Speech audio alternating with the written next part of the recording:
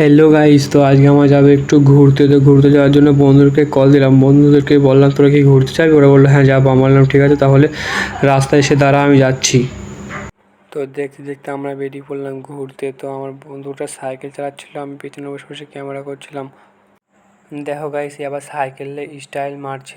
তারপর দেখতে দেখতে আমরা চলে আসলাম নবদ্বীপ ঘাট। তো নবদ্বীপ ঘাটে এখানে খুবই ভিড় ছিল।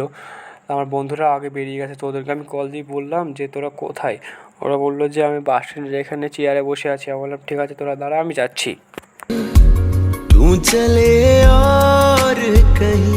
তারপর দেখি ওরা এখানে বসে আছে, তো আমি ওদের কাছে গেলাম, দিয়ে বললাম যে নদীর পাড় থেকে ঘুরে আসি। ওরা বলে যাবো না। আমি বললাম ঠিক আছে, তাহলে তোরা দাঁড়া, আমি কি নদীর পাড় থেকে ঘুরে আসি। এই বন্ধুটা বলছে যে দাঁড়া আমি যাবো। আমি বলছি ঠিক আছে তোরা দিকে। তারপর দেখি সবাই একসাথে আসছে। তো গাইস দেখো, ওরা সবাই আস্তে আস্তে নামছে। मैं चला तेरी तरफ तू चले। তো আমরা তারপর চলে আসলাম মাচানের ওপর, যেখানে নৌকা হতো।